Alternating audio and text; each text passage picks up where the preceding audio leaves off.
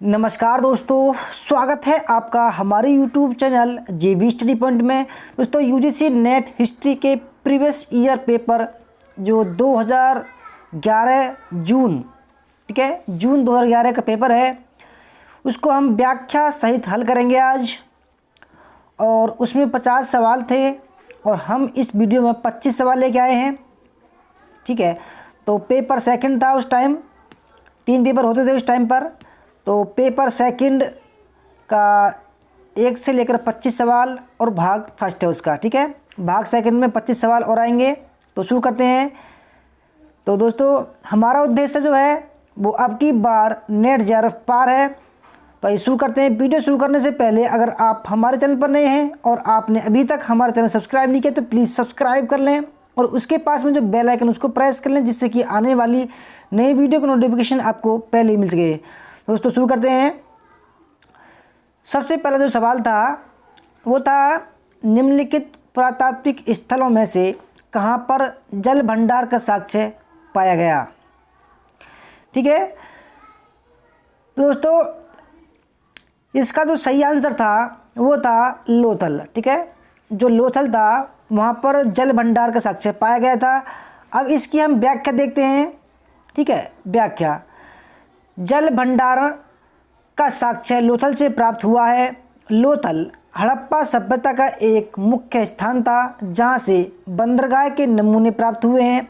विदित है कि लोथल खंबात की खाड़ी के नज़दीक भोगवा नदी के समीप स्थित है। लोथल से प्राप्त गोदी का साक्ष्य इसके पूर्व विकसित बंदरगाह होने की सूचना देता है।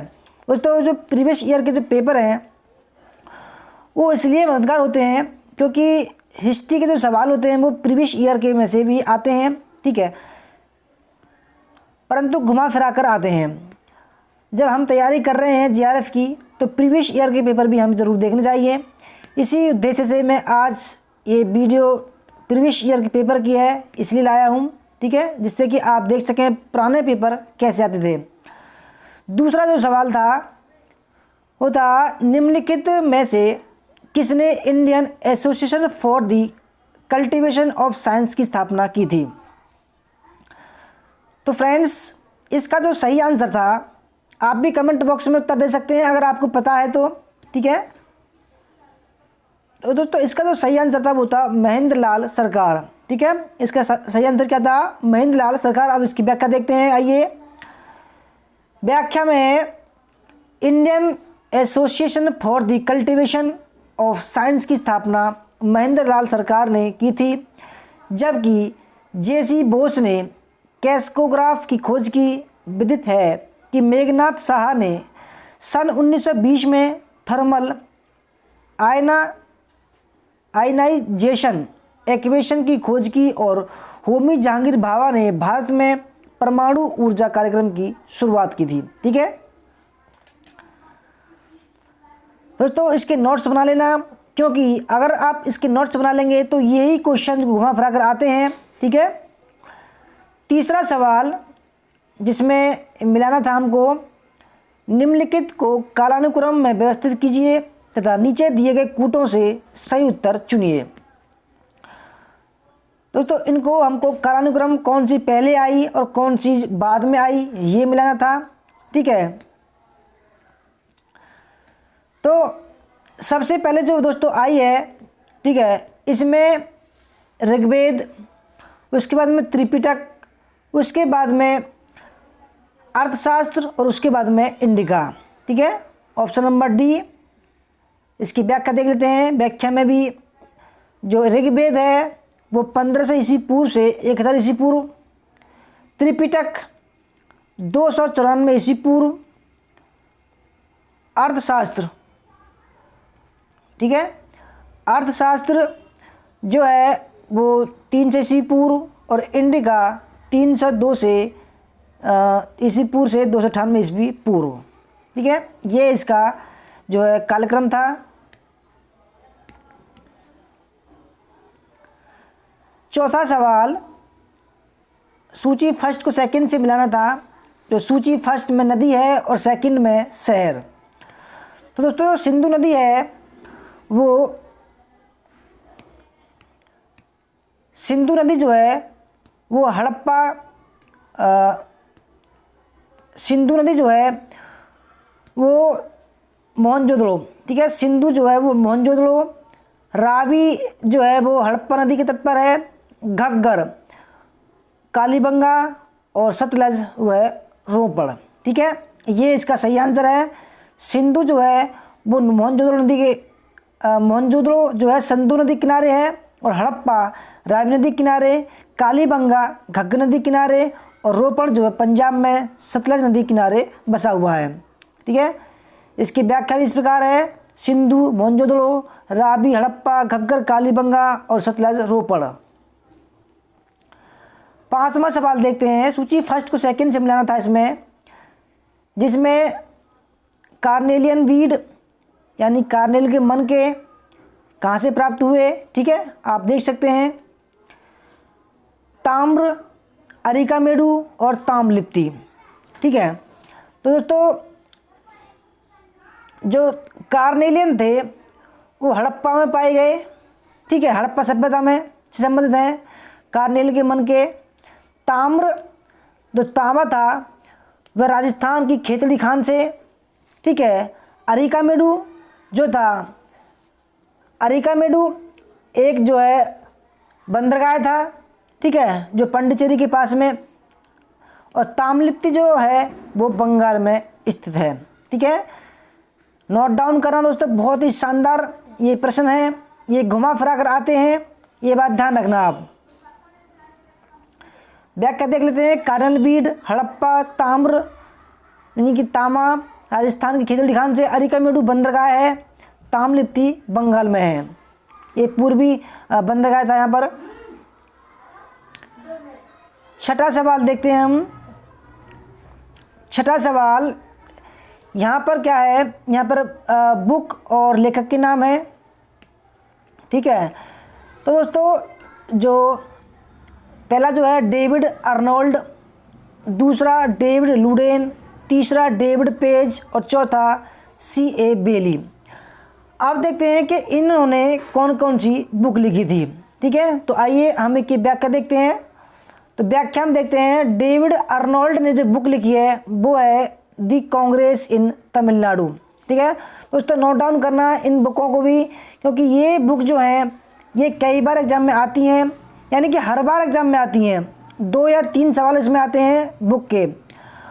और डेविड लुडेन ने जो बुक लिखी है an agrarian history of South India, David Page ने prelude to partition, C.A. Bayly ने जो बुक लिखी है the local roots of Indian politics Allahabad, ठीक है। नोट डाउन करते चलें दोस्तों, कॉपी पेन लेके बैठना। जो प्रीवियस ईयर के जो पेपर होते हैं वो बहुत ही हेल्पफुल होते हैं हमारे लिए। 7वां सवाल जो है, ऋग्वेद में पंचजन किसे द्योतित करता है, ठीक है। ऋग्वेद में पंचजन किसे द्योतित करता है। तो दोस्तों जो पंचजन थे वो आर्यों के 5 जो जनजातियाँ थी, ठीक है। ऑप्शन नंबर जो फर्स्ट है वो सही आंसर इसका हो जाएगा। इसके व्याख्या देख लेते हैं। वैसे तो उत्तर हमने बता दिया।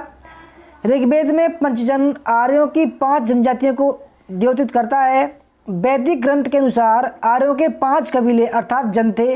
ये 5 कबीले अनु, द्रुह, पुरु, तुर्बस और यदु थे। इन कबीलों के अधिपति को जनपति या राजा कहा जाता था। 8वां सवाल जो है वो है, कृषि को बढ़ावा देने के कितने कारणों का ऋग्वेद में उल्लेख है। तो फ्रेंड्स, कृषि को बढ़ावा देने के लिए जो ऋग्वेद में उल्लेख किया गया है वो 4 प्रकार को किया गया है, ठीक है। इसका व्याख्या देख लेते हैं। ऋग्वेद में कृषि को बढ़ावा देने के मुख्य 4 कारण उल्लेखित हैं। कृष, ऊर्ध्वर, धान्य या वृष्टि। ध्यातव्य है कि ऋग्वेद के कुल 24 श्लोकों में कृषि का उल्लेख है। सिंचाई का उल्लेख परवर्ती श्लोक में मिलता है, ठीक है। 9वां सवाल देखते हैं हम। 9वां सवाल है, भारत में सोने के सिक्के जारी करने वाला पहला राजा कौन था। बहुत ही शानदार सवाल है दोस्तों, ठीक है। तो भारत में सोने के सिक्के जो जारी किया था वो किया था बिम कडफिसस ने। ठीक है, किसने किया था? बिम कडफिसस। वैसे तो जो सिक्के जारी किए थे वो इंडो आर्यों ने जारी किए थे। ठीक है, इंडो भारतीयों ने, इंडो ग्रीक ने। ठीक है, तो इसकी व्याख्या देख लेते हैं। भारत में सोने के सिक्के जारी करने वाला पहला जो राजा था वो था बिम कडफिसस। बिम कडफिसस कुषाण वंश का शासक था। विदित है कि बिम कडफिसस ने स्वर्ण सिक्कों के साथ तांबे के सिक्कों को प्रचलन में लाया था। इन सिक्कों पर शिव, नंदी एवं त्रिशूल की आकृतियां मिलती हैं। ठीक है, बहुत ही शानदार सवाल है। कई बार ये एग्जाम में आ चुका है बिम कडफिसस, और एक बार जो एग्जाम में आया था दोस्तों, कुषाण काल के जो राजा हैं सारे, उनका क्रम वाइज पूछा था। ठीक है, 10वां सवाल, निम्नलिखित में से किस राजा ने सर्वप्रथम संस्कृत में एक विस्तृत अभिलेख जारी किया था? बहुत ही शानदार सवाल दोस्तों, नोट डाउन करना इस बात को। ये जो क्वेश्चन है घुमा फिरा कर आता है, इस बात का ध्यान रखा जाए। ठीक है, सर्वप्रथम संस्कृत में एक विस्तृत अभिलेख जो जारी किया गया था वो रुद्रदामन ने किया गया था। ठीक है, रुद्रदामन का जो जूनागढ़ अभिलेख है वो संस्कृत में सबसे पहले लिखा गया था। ठीक है, इसकी व्याख्या देख लेते हैं।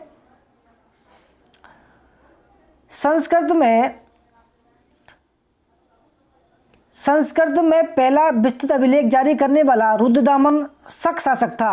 विदित है कि काव्य के रूप में प्रथम अभिलेख 150 ईस्वी में काठियावाड़ में रुद्रदामन द्वारा लिखवाया गया।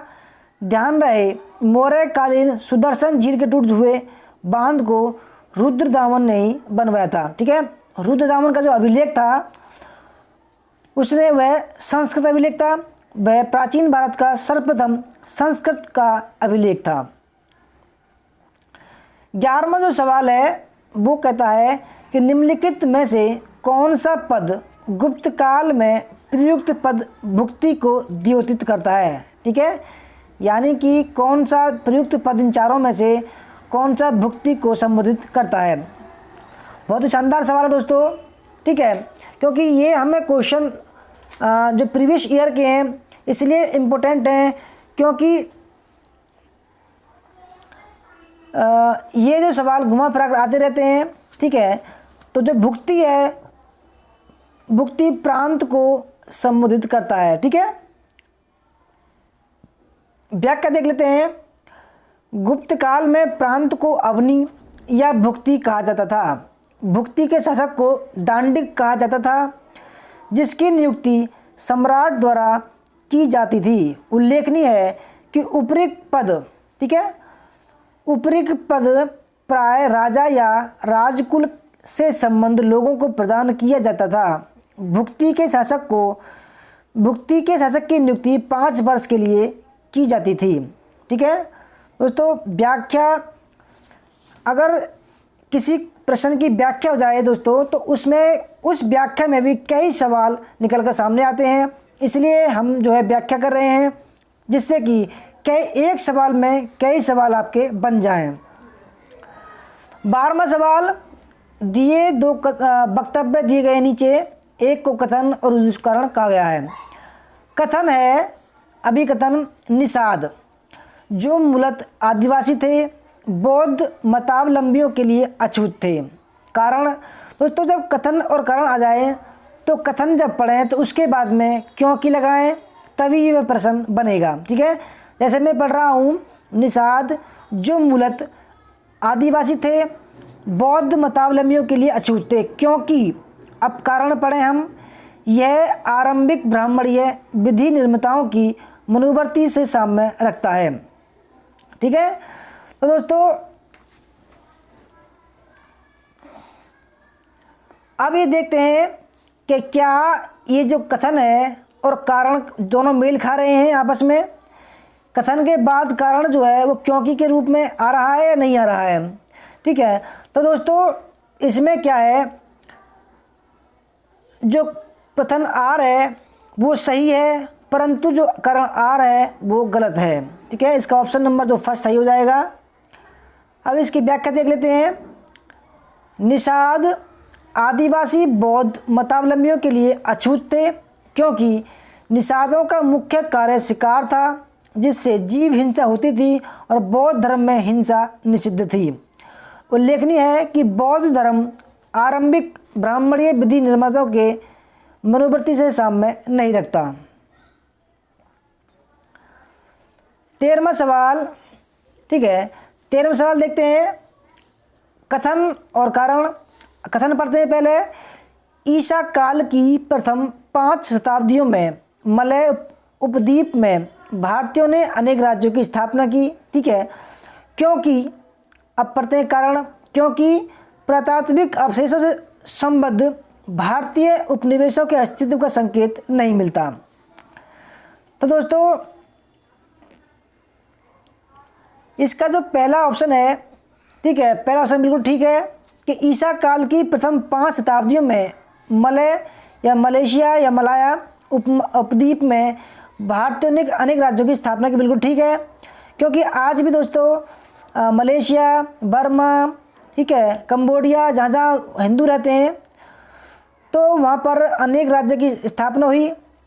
जो कारण है, पुरातात्विक अवशेषों से संबंध भारतीय उपनिवेशों के अस्तित्व का संकेत नहीं मिलता, जबकि मिलता है। ठीक है, ये गलत है और पहला ठीक है।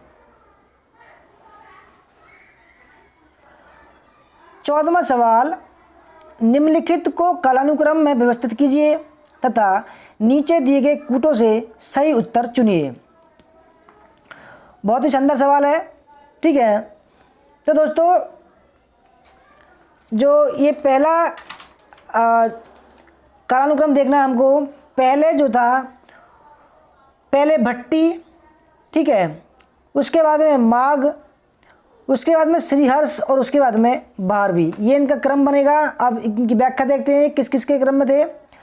जैसे भट्टी जो थे 6ठी सदी का पूर्वार्ध में थे, माघ 675 ईस्वी, भारवी 6वीं सदी का उत्तरार्ध तथा 7वीं सदी का पूर्वार्ध, और श्रीहर्ष 12वीं सदी, ठीक है, ईस्वी। 15वां सवाल देखते हैं हम। 15वां सवाल, इनको भी कालानुक्रम में व्यवस्थित करना है। सॉरी, तो इनको भी दोस्तों कालानुक्रम में व्यवस्थित करना है हमको। तो सबसे पहले देखते हैं हम इन चारों में से सबसे पहले धर्मराज, ठीक है, उसके बाद में वत्सराज, मिहिरभोज और महेंद्रपाल। ठीक है, ऑप्शन नंबर सी इसका सही है। अब इनकी व्याख्या देखते हैं ये किस किस काल में आए।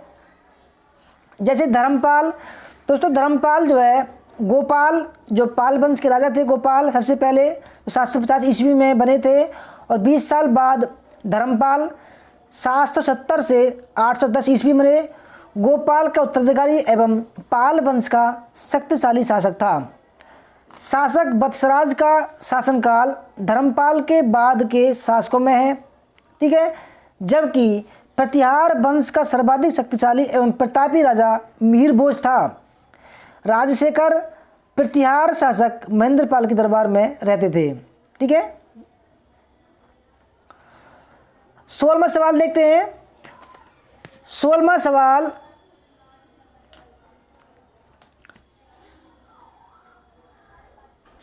सूची फर्स्ट को सेकंड से मिलाना है।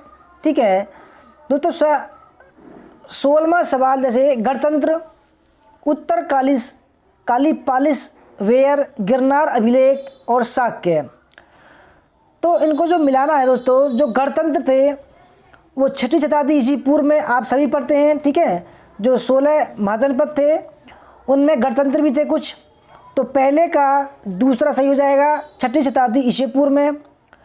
और उत्तरी पालिस वेयर, ठीक है, तो वो है गंगा यमुना के मैदान। ठीक है, जो ये जो है गंगा के मैदान में पाए गए हैं। गिरनार अभिलेख, ठीक है, गिरनार जो है वो गुजरात में रुद्रदामन। ठीक है, ऑप्शन नंबर फर्स्ट आप समझ गए होंगे, गिरनार अभिलेख, जहाँ रुद्रदामन ने जो काठियावाड़ में सुदर्शन झील का निर्माण करवाया था, गिरनार अभिलेख में। ठीक है, शाक्य जो है वो कपिलवस्तु में रहते थे। ठीक है, ऐसे जो क्वेश्चन आते हैं, क्योंकि देखो दोस्तों एक क्वेश्चन में 4 सवाल हैं, इसलिए 100 सवालों के कम से कम 300 से 400 सवाल बनते हैं। ऑप्शन नंबर बी इसका सही आंसर हो जाएगा। अब यहाँ देख लेते हैं, गणतंत्र 6वीं शताब्दी ईसा पूर्व में उत्तरी पालिस वाले गंगा के मैदान, गिरनार अभिलेख, रुद्रदामन और शाक्य कपिलवस्तु के शाक्य। जो गौतम बुद्ध थे वो शाक्य वंश के वो राजकुमार थे। 17वां सवाल, तारीख फिरोजशाही का लेखक कौन है? बहुत ही हल्का सा सवाल है दोस्तों।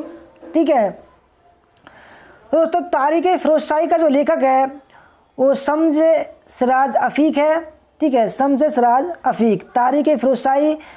ठीक है, इसका व्याख्या देख लेते हैं। वैसे तो क्वेश्चन ही पूछा है, तारीख फिरोजशाही के लेखक शम्स सिराज अफीक, ये फिरोज शाह तुगलक के दरबार में एक दरबारी इतिहासकार थे, जबकि अमीर खुसरो की रचना तुगलकनामा एवं किरान उस सादेन है, जिसमें मोहम्मद तुगलक के कालखंड विवरण का उल्लेख है। विदित है कि फिरोज शाह तुगलक की रचना फुतुहात फिरोजशाही जो इसमें वो आत्मकथा है। ठीक है, 18वां सवाल देखते हैं। 18वां सवाल है, अमीर हसन आला सिद्जी द्वारा संकलित कृति फवायद उल फवाद निम्नलिखित में से किसके डूइंग्स एंड सेइंग्स का अभिलेख है? ठीक है, डूइंग्स एंड सेइंग्स, बहुत ही अच्छा सवाल है। ठीक है, तो दोस्तों इसका जो सही आंसर है वो है option number D, Sheikh Nizamuddin Auliya. ठीक है, इन्होंने डूइंग्स एंड सेइंग्स जो है, इसकी व्याख्या देख लेते हैं। अमीर हसन आला सिद्जी द्वारा संकलित कृति फवायद उल फवाद नामक ग्रंथ में निजामुद्दीन औलिया की मजलिसें संकलित हैं। इस ग्रंथ का मूल उद्देश्य औलिया के वचन एवं कर्मों का प्रकाशन था। विदित है कि निजामुद्दीन औलिया भारत में चिश्ती संप्रदाय के एक महत्वपूर्ण सूफी संत थे। 19वां सवाल देखते हैं, सूफी शब्दावली में विलायत का क्या अर्थ है? दोस्तों छोटे छोटे जो सवाल आते हैं जिसको हम छोड़ देते हैं, ऐसे ही सवाल आते हैं। ठीक है, सूफी शब्दावली में विलायत का क्या अर्थ है? बहुत ही अच्छा सवाल है, मोस्ट इम्पोर्टेंट। ठीक है, क्योंकि दोस्तों विलायत जो है वो उसका जो अर्थ है वो आध्यात्मिक क्षेत्र। ठीक है, क्या है? आध्यात्मिक क्षेत्र, क्योंकि सूफी जो सिलसिले हैं वो आध्यात्म के लिए हैं। ठीक है, इसकी व्याख्या देख लेते हैं। सूफी शब्दावली में विलायत का अर्थ एक ऐसे निजी आध्यात्मिक क्षेत्र से है जहाँ सूफी संत आराधना करते हैं अथवा जहाँ वे साधनात्मक क्रियाओं को अंजाम देते हैं। ध्यातव्य है कि सूफियों के निवास स्थल को खानकाह कहा जाता है। दोस्तों खानकाह भी कई बार एग्जाम में आ चुका है। ठीक है, सवाल था कि जहाँ पर सूफी निवास खानकाह को क्या कहा जाता है। ठीक है, 20वां सवाल, राज तिलक के तुरंत पश्चात जहांगीर द्वारा जारी किए गए अध्यादेशों में 10वां अध्यादेश संबंधित था। ठीक है, जो जहांगीर ने जो अध्यादेश जारी किए थे तो उसमें 10वां जो अध्यादेश था वो किससे संबंधित था?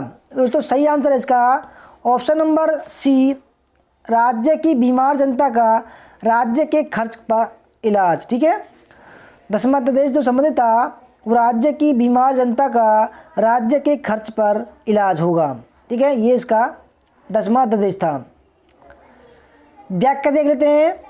जहांगीर द्वारा जारी किए गए अध्यादेशों में 10वां अध्यादेश दीनों एवं असहायों के चिकित्सा के लिए सरकारी औषधालय की स्थापना से संबंधित था।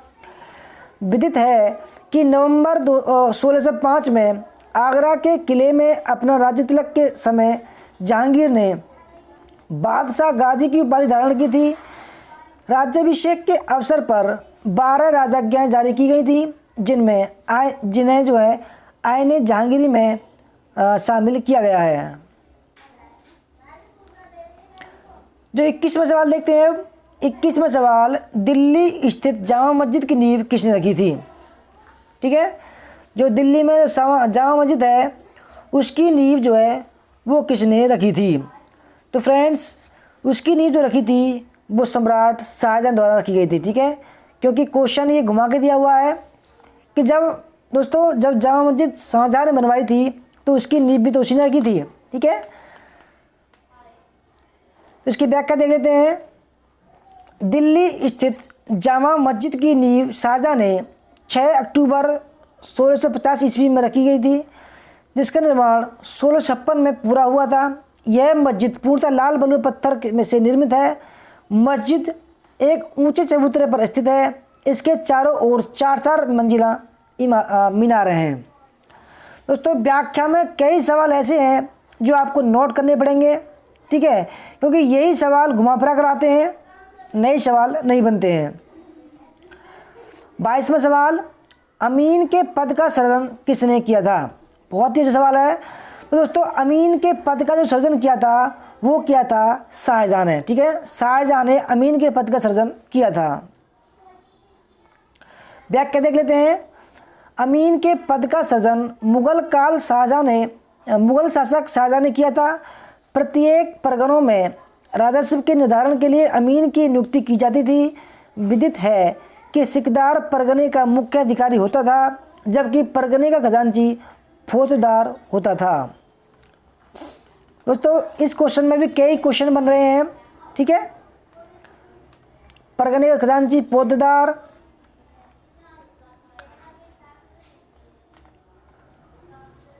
तेईसवां सवाल, कथन और कारण। कथन है कि उत्तरी भारत के अंतिम महान सम्राट के रूप में भारतीय इतिहास में पृथ्वीराज तृतीय का अप्रतिम स्थान है। ठीक है, बहुत ही अच्छा सवाल है, कई बार एग्जाम में आ चुका है ये भी।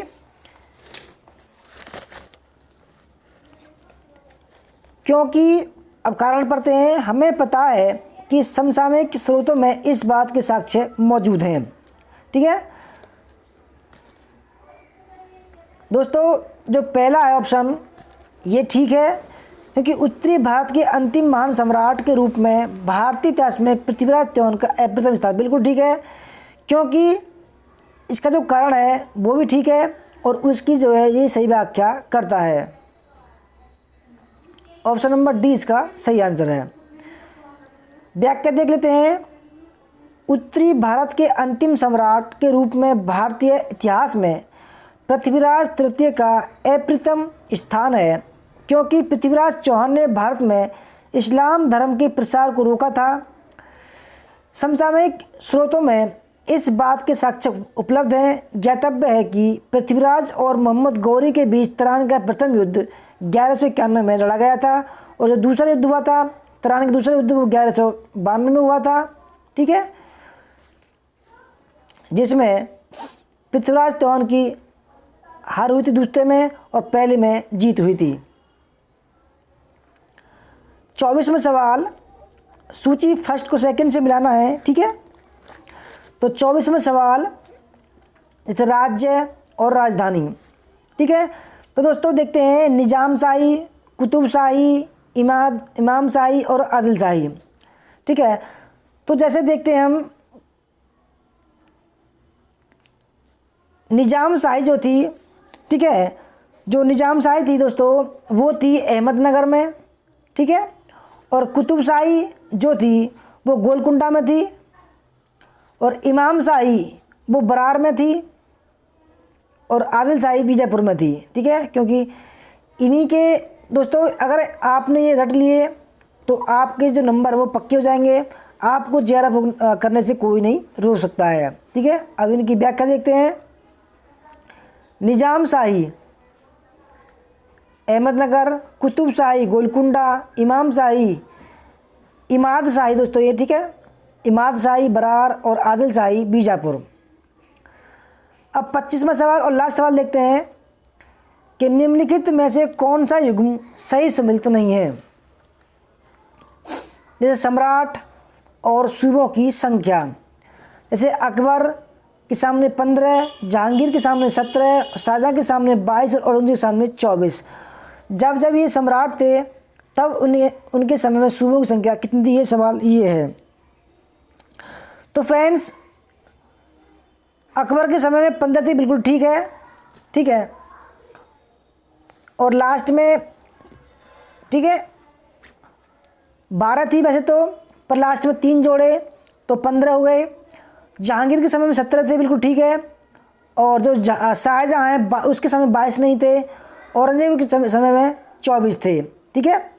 इसकी व्याख्या देख लेते हैं।